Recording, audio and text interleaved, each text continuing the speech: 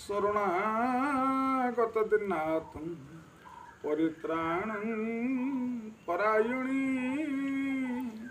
सर्वसाते घरे देवी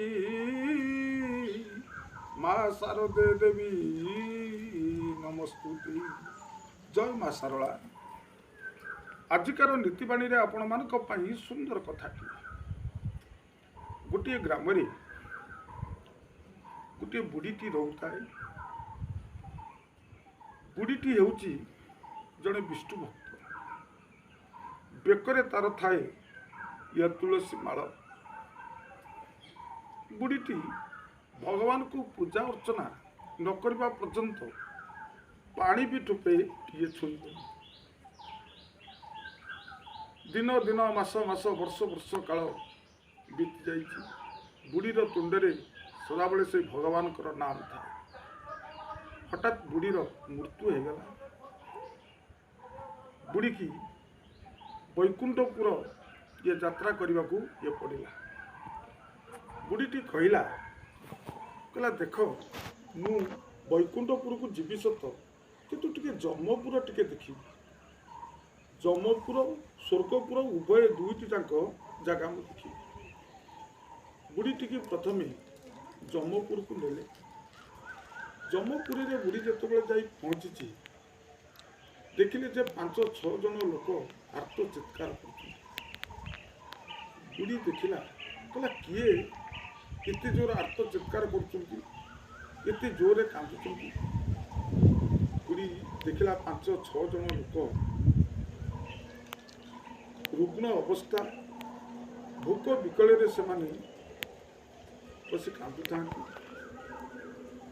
बुढ़ी ठिया से समय गोटे क्षीर सुगंध वासना आसला। बुढ़ी देखला उपरे 50 हाथ उपरे गोटे क्षीरी हांडी दे थुआई। किंतु एमान को पचारा कहला अरे बाबा तुम मैंने ये कांदुच कौन पाई।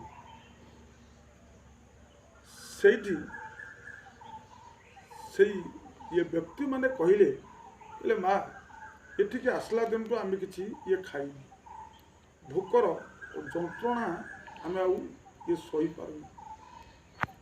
बुढ़ीटी कहला अरे धन यही उपरे तो क्षीरी हांडी थुआई तुम तो चाहिए खाई पारत। कहला नाई माँ आम हाथ पाइबनी आम केवे खाई पारिबनी। बुढ़ीटी सबू देखला नरकपुर सबू बुलिकी देखुता। तापरे स्वर्गपुर को गला। स्वर्गपुर रे बुढ़ी देखला 5-6 जन लोक बसी हस हस मुह।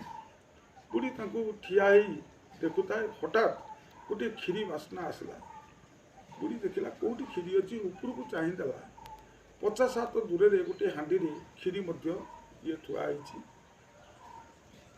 पचारा अरे बाबा ये बास्ना क्योंकि आसुची ना ये क्षीरी बास्ना उपरे क्षीरी थुआई ना तुम मैंने खाऊच ना। हाँ ये किभली खाऊच ना आमे आम उपरे जड़े ता उपरे जड़े ता उपरे जड़े ठिया जी तुम से खाई सार पुणी तलू को आसब सी तले रमें तापरे बसिकिना क्षीरी खाऊच। बुढ़ी कहला बा तुम्हें मैंने खूब आज सुखे रही। तेणु आजिकार नीतिवाणी रे आमे एतिकी शिक्षा लाभ करिबा। भगवान आम पाई खाइबा को रखिछथि किंतु आमे जदि हाथ द्वारा पाटी पाखकू से हाथ टिकी नहीं पारिबानी आमे कदापि ये खाई पारिबानी। नरकपुर रे से माने जदि ये क्षीरी हांडी की जदि बुद्धि बल कर्म बल खाइबा को चाही तांते खाई पारि थांते किंतु सेमानक भाग्य रे खाइबा थुआई किंतु से खाई पारना। किंतु स्वर्गपुर रे से क्षीरी हांडी के एमाने खूब आनंद रे खाई पारुछन। तेणु मनुष्यर कर्म होउची ये प्रथम। आम जदि कर्म ठीक करि पारथिबा भगवान आम पई सबू ये सजाग रखिछथि।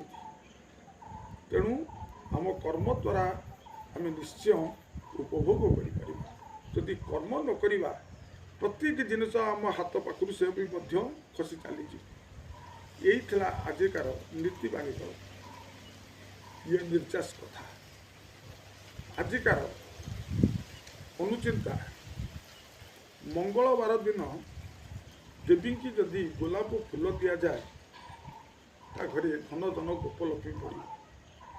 मंगलवार दिन जदि देवी की गोलाप फूलटीए दियंती आपण घरे धन धन गोपलक्ष्मी निश्चय पड़ी। यही थिला नीतिबाणी अनुचिंतार ये निर्चास कथा। मो कथा जदि आपण मानक भल लगे आपण मैंने गोटे लाइक करी सब्सक्राइब कर दिंतु एवं अन्य मानक ये शेयर करतु समाजर मंगल हो। ये प्रणाम एतिकी कही मोर बाणी की ये शेष करुच्ची। जय जगन्नाथ।